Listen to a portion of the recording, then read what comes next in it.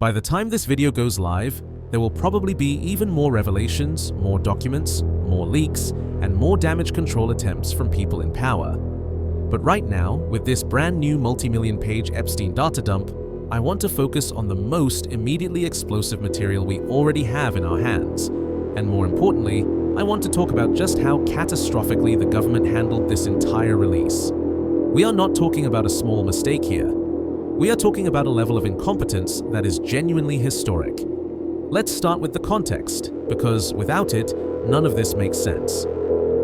On January 30th, 2026, Todd Blanche, former personal lawyer to Donald Trump and now the Deputy Attorney General of the United States, stood on stage and announced that the DOJ and the FBI would be releasing around 3.5 million pages of new Epstein-related files, as required by congressional mandate. At around the 4-minute mark of that press conference, Blanche went into great detail about the redaction process. He bragged about how strict the standards were, how carefully their teams worked, and how nothing was being hidden under the excuse of national security. According to him, the only reason anything was censored was to protect victims. If you took his words at face value, you would think this was the most transparent, most professional document release in modern American history. That, unfortunately, is not true. Over the course of this video, I'm going to show you example after example that paints a very different picture. A picture of sloppy work, contradictory redactions, and decisions that make no legal or logical sense. And at the end of it all, I want you to seriously think about one simple question. Is the current US administration actually telling the truth? Let's begin with two specific documents.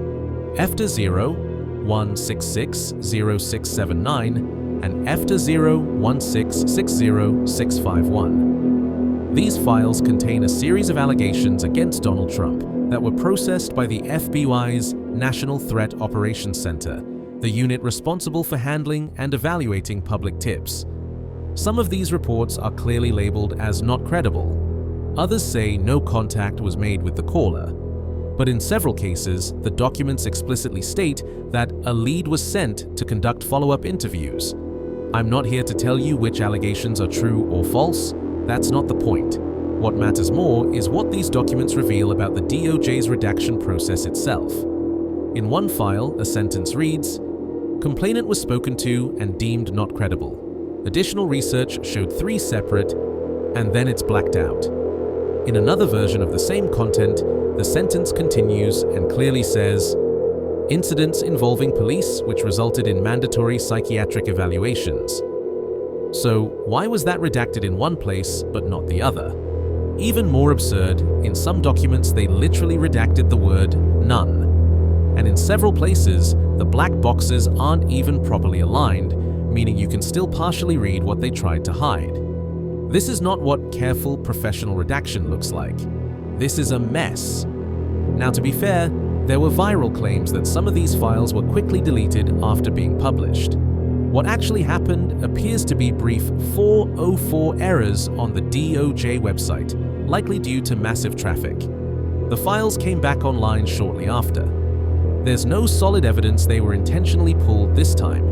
So yes, that part might have just been a technical glitch. But what is definitely not a glitch is what we see inside the documents themselves.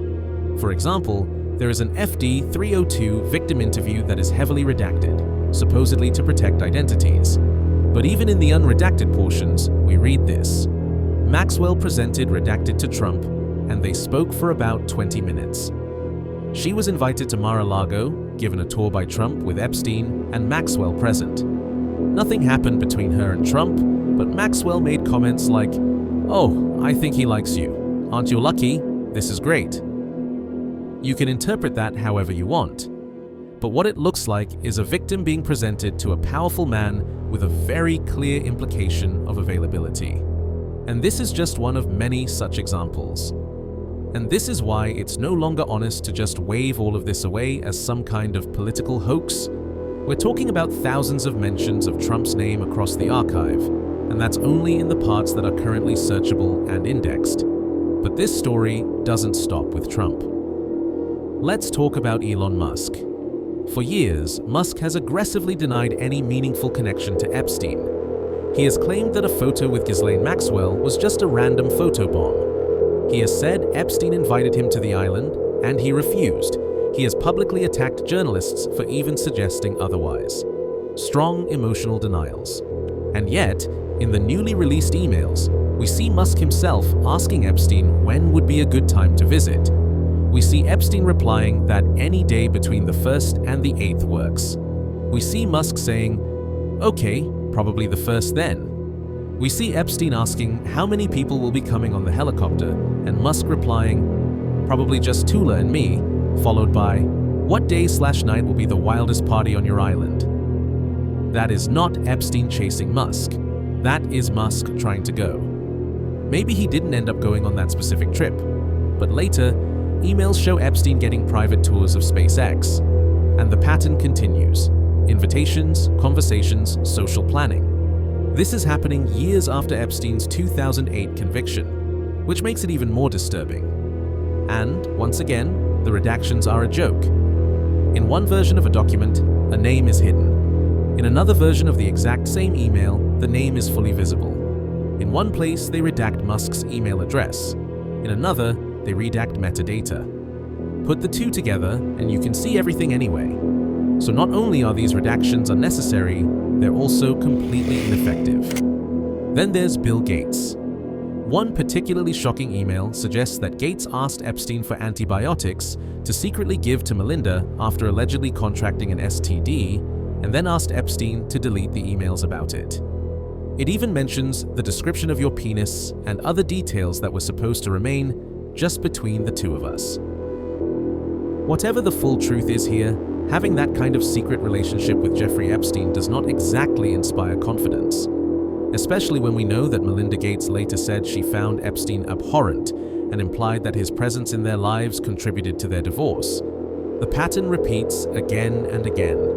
Billionaires, politicians, cabinet members, people who publicly claimed they cut ties with Epstein years earlier, yet the emails show them planning lunches, island visits, and meetings long after his conviction.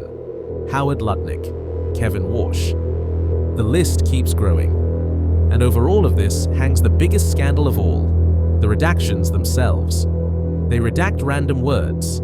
They redact names that are clearly visible elsewhere in the same document. They even redact parts of a 2022 Wikipedia article about Trump. This is not about protecting victims anymore. This is either extreme incompetence or deliberate obfuscation, or both. Then there are the truly dark parts. Emails referencing torture videos. Messages where Epstein asks if someone wants him to try to do her or just torture her.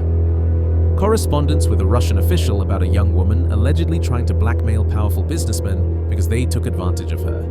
And yet we're told over and over again that Epstein acted alone, that there was no broader network, no blackmail operation, no other perpetrators worth prosecuting. Looking at this material, that claim becomes almost impossible to believe.